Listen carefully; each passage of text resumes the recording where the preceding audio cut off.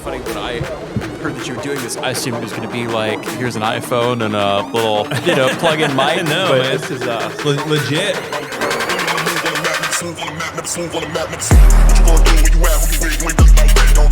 I'm excited to have you on the podcast because I think a lot of people are still getting to know you, and they're trying to figure out who are the new guys on the street. And this is your first term as a elected representative. You won this past year, and so just kind of give us a little background about who are you? Why did you run? Like, how is this first few months of the session going for you? That's right. I'm new. I appreciate you having me on. Yeah. I'll tell you, I'm from Southern Indiana originally. I grew up in a kind of a rural part of just a little north and part of Vanderbilt County. I went to law school at IU, and it seemed to keep making my way north, and so now I'm here living in Indianapolis. And honestly, I'm a little shocked I'm here. If you would have asked me about a year and a month ago if I'd be doing this, I would have laughed at you. But there was a shuffle of leadership in our community. You had a longtime congressman that said, I'm ready to hang up the hat. You had a guy the name of Mike Speedy, who is now Secretary Speedy, decided to run for Congress, and that opened up an opportunity. And really, I jumped at that to run for state rep. So here we are. I love that. And so it's something that I think a lot of listeners and people watching this podcast need to remember is that sometimes when opportunity strikes, you're not planning on it happening that way, but you got to be ready to jump. And you were just kind of in the right place at the right time and took a shot. Now, when you ran for Mike Speedy's seat, after he stepped out to run for Congress, did you have any competition, or was there a pretty big primary? It was a tough primary, and all good people. Which is always nice. Often when you have primaries, maybe you have the squishy Republican and you got the conservative, and honestly, we had, I think, 4 people who genuinely meant well for the community. I thought I was the best man for the job, and had a chance to knock a lot of doors and get to know your neighbors really well when you have that. Yeah. And it was a blast, honestly. It was a lot of work. I don't think I've ever worked harder in my life than, if you work all day on your day job, you take off at about 3:30 and you go straight knocking doors until it got dark or somebody kicked you off their porch.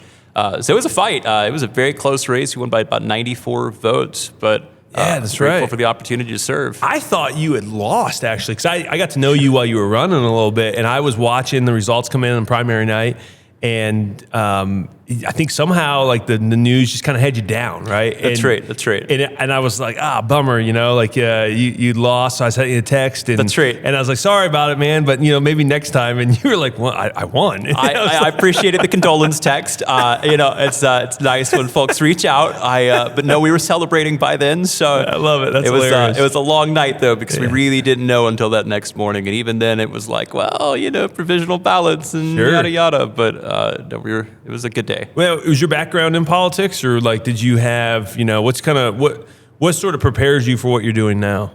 So I started my career as an attorney, serving as a deputy attorney general. So I was just down the hall here, working for first Curtis Hill and then General Rakita. And really, while I was there, it really handled a lot of appeals, particularly the politically sensitive cases. When we talk about life, school choice, the Second Amendment, I was the guy writing the briefs that go to the Supreme Court. It was an awesome experience. I also pay like $12 an hour or something starting out. And, I honestly, there just came a point where this was a great experience. Also got to provide for your family. You gotta make some money, So I moved across the street to a private firm. But it was such a foundational experience for me, and just an awesome chance to work on issues that were near and dear to my heart. Isn't it amazing that the guy actually writing the briefs to the Supreme Court is making less than you would make, I think, at probably Wendy's? I think I could have made more at Wendy's than I did in state government. That's right. That's amazing. And okay, now did you used to volunteer for Ted Cruz too? Was that? I did. Okay, tell us about that. What was it like volunteering for him, and did you get to know him at all? Or so got to know a little bit. Okay. And it's back in 2016, Ted's running for president. Obviously, we came up a little short in that one, but it was an awesome experience. Went out to Iowa, spent several weeks out there, and then we went to South Carolina. We came back to Indiana, and then Bobby Knight came down on the stage and endorsed Donald Trump, and I think we knew it was over then. But it was a blast. I mean, Ted really is everything you want in a senator and somebody serving in government in general, which is somebody who says and does exactly the same, right? Yeah. I mean, he's a man of his word. He's a genuine 3C conservative. Like that's That's what I'm looking for, really, it was a privilege to work for the guy. And just so people listening, what's a 3C conservative? Well, I mean, you got a Christian constitutional conservative. That's what you want, right? Yeah, that's right. That's good. We post about that a lot on our social media. Just that those 3 C's being foundational to good governance. And now, so you came in, you ran a pretty bold campaign saying like, hey, I'm going to fight for you, people in my district in these ways. You really haven't backed down from what I've noticed. And I've been really encouraged by you, because a lot of times people run and they get into the position of power, and then the way the whole system is set up, it's like, hey, you better go along to get along, or else you won't have any influence. We're going to take you away from committees. You won't be on the right committees. It seems like you've been able to navigate staying true to your word, staying bold. You've been a very outspoken supporter of Governor Braun's property tax plan, which I know there's been some pushback from leadership in both kind of chambers on that language. And so you've kind of really stood your ground. What's that been like? Has it been easy for you to stand your ground, or do you feel like you have to navigate the just kind of the politics of, hey, I only got so far I can go before leadership really kind of steps in and says, hey, Andrew, we like you, but, dial it back a little bit. What's that been like? Because I think people generally think that leadership's this big bad boogeyman that comes in and tells guys like you, don't you dare be a 3C conservative. Yeah. I haven't really seen that from my perspective in leadership. So I'm just curious, what have you seen? Well, I think I've had the same experience. Honestly, I have a lot of respect for our leadership. And at the end of the day, I mean, really, it's, are you focusing on the issues instead of the people, right? Yeah. And if you are, I think that's the right way to look at it. I mean, that's been my focus is we've got some problems, and sure, we might have some disagreements within our own caucus and certainly with the folks on the other side, but it doesn't make them bad people. It just means sometimes their ideas are bad. And I've got no qualms going and attacking those ideas. And that's what I really built my campaign around. That's what I've been doing now. And also, I got to say that I've got a good life outside of this. I've got a great job, I've got a great family. If for some reason I lose this thing, that's okay too. Yeah. I think I'd rather go and do it the right way and focus on the things that I ran on than, get here, get squishy, and then not get anything done, but stay here for 20 or 30 years. That's so good.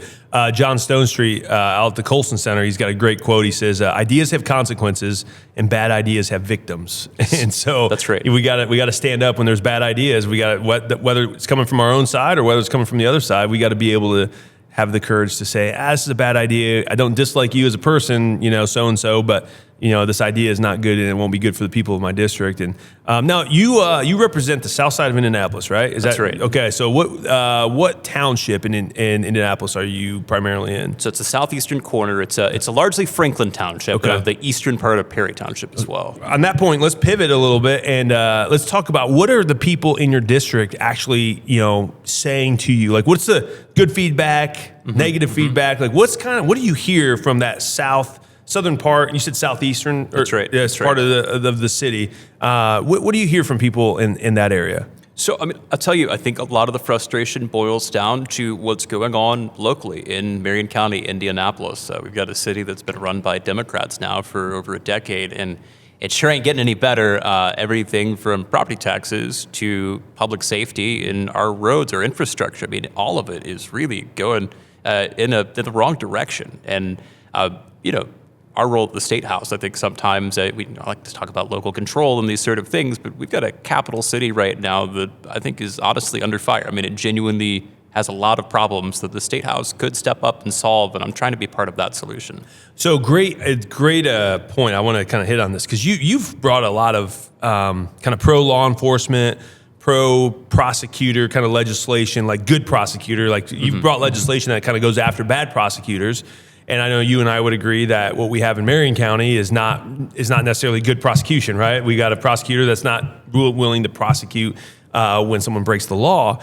And so you've brought some legislation to kind of give the state a little bit more control. How do you balance that with not getting out over our skis and giving the state too much control when it comes to the locals? Because I think you and I both probably agree limited government's the best form of government. That's right. If we can give more power into the hands of local municipalities, that's always a good thing. But there also has to be some guardrails. So there's kind of this back and forth where I see what you're doing. Sometimes I'm like, it's a great idea, but what happens if, God forbid, 20 years from now, we have a Democrat attorney general or a governor, and they want to go after a prosecutor who won't enforce an unconstitutional edict from above, right? And so how do you kind of wrestle with those philosophical questions? Well, I'll kind of talk about it in practical terms. I mean, I'll say that, at the end of the day, I don't see it as a partisan issue either. We had a current guy, Ryan Mears, right? I think by just about any measure clearly is not fit for the job, has no interest in prosecuting violent criminals, particularly repeat violent offenders. It's a real issue here in Marion County.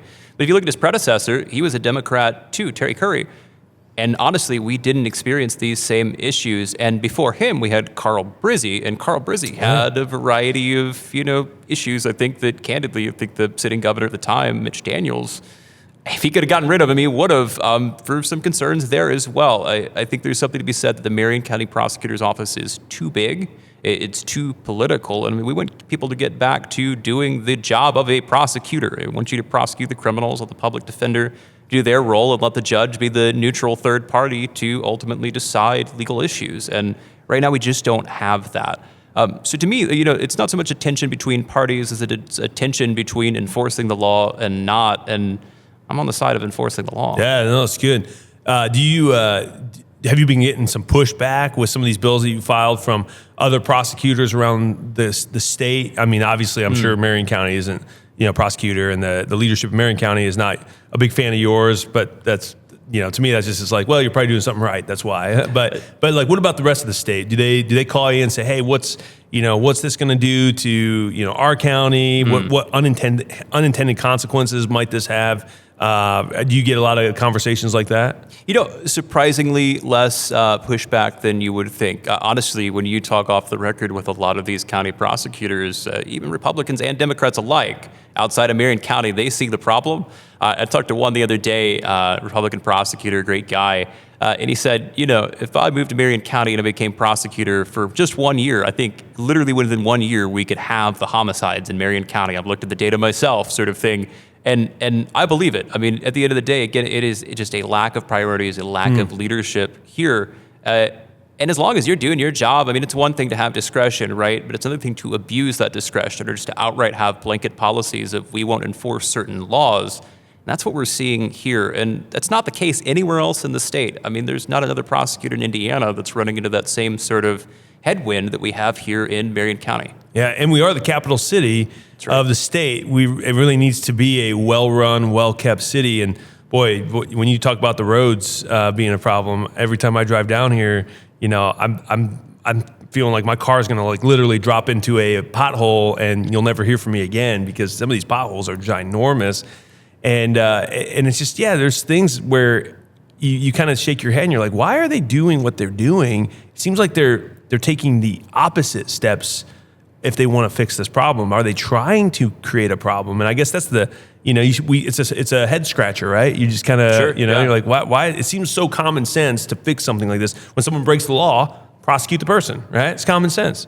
If we got potholes, let's put aside money to make sure that we're making sure our roads are well kept. And it just doesn't seem like that happens in our capital city very often. So it is a balance, though, because you give the state government the authority to go into one city, then that means they can have the authority to go into other cities, and it tends to be, now you're dealing with the local control issue. So, But what are some other things? I know you're very, very passionate about law enforcement, about good prosecutors and the judicial system. What are some other issues that you would hope maybe in 5 years, if you could look back on a 5-year run, you'd be like, okay, we accomplished, X, Y, and Z, and that was really good. What would some of those be? So I'm a big school choice guy. Okay. I'm a product of school choice. I'm the first member of the General Assembly that went to a charter school, one of the first charter schools in the state of Indiana.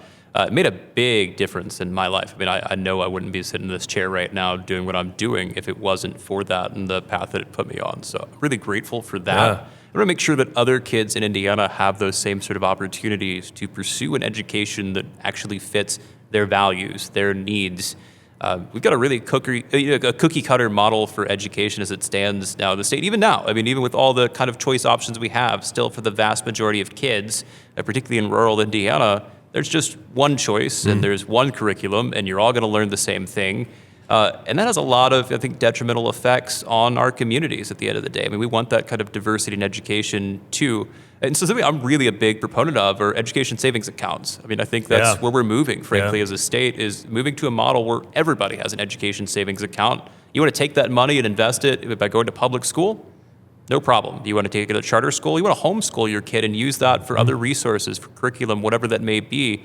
Again, I would rather let the dollars that are allocated to a kid follow the kid truly just the same way that a health savings account might. Yeah. And let families be consumers in education again. Let them go and make choices for their kids and maximize those dollars too in a way that I'm not sure traditional public schools always can. Yeah. No, it's fantastic. I love the idea of educational savings accounts. I think that would be a great mechanism to really put the power in the hands of the parents. That's right. Yeah, I think that's and there's a philosophical worldview difference there, because I remember hearing in 2019 a Democratic rep got up on the floor of the House, and I remember her saying the government should have more authority than parents when it comes to education, because teachers spend more time with kids than parents do. And she was advocating for this reversal of parents' rights to government rights over parents. And that to me is just like, we've got to be strong standing up to that worldview, because the government does not do a good job of raising kids. That's right. And parents do a better job. They know their kids better. They're going to pour into their kids better than anybody else. And so give them the power to do that. And then government's there to be a safety net, obviously, for when you unfortunately get some of those deadbeat parents that won't do a good job stewarding their children, that the government can step in and help in those cases. But no, I love that. I think that's great. I've heard Governor Braun talk about school choice being a top priority for the administration as well. So what do you think nationally is going on? I mean, maybe the last question here. It seems like there's a little bit more of a momentum shift back to sort of common sense. When you follow, okay, we can see what's happening in Indiana. Indiana's a pretty solidly red state. I hope we don't get complacent. But it seems like the pendulum nationally is swinging back to common sense. Like, what are your thoughts just where we are as a nation, and maybe where you think we'll be in another 5 to 10 years? So it's definitely been a real culture shift, I feel like. I mean, you can feel it, right? I mean, even in this building, I feel like you see a little bit of that. But on the national stage, I mean, it's amazing the sea change that has happened since November. And I love to see it. I mean, everything from DOGE to we're talking about immigration to just, I mean, again, what's going on culturally, what kind of media we're consuming, what sort of movies are being made. I think we're moving our way back toward common sense. There's still a lot of crazy out there, don't get me wrong, and there's a lot of work left to do. And a lot of credit, I think, to President Trump for really kind of paving the way for that. I think a lot of people counted him out. I mean, there are a lot of Republicans that thought, okay, his time has passed. He clawed his way back, and honestly, from an act of God, his life was saved. And now here you've got a guy who is making a heck of a difference in the federal government. And hope we can do a little more of that too here at the state level too, thanks to folks like you. He's inspired a lot of people to be bold. Billy Graham has a quote, and he says, it just takes the courage of one man to stiffen the backbone of many others. And I think Donald Trump has been that one man. And boy, I tell you what, it has lit a fire under all of us, I think, to get out there. If he can fight that way, then we can fight a little bit too on our end. And so it's been an amazing time to be alive. And I think you're right. It was an act of God that spared his life. And for just a time as this, just like what we saw in like a Book of Esther, a similar type thing. So, hey, if people want to get a hold of you, reach out to you, what's the best way for them to do that? Well, I would say check me out at Twitter, X now. It's Andrew Ireland, IN. Pretty active on there. And if you ever have any questions, you're always welcome to hit me up on there. I'm pretty easy to get a hold of. I love your X account, man. I follow it, and you're always putting out some great stuff, great stats, and you're not shying away from the issues. So I appreciate it. So keep up the good work. No, same to you. I appreciate it. Yeah,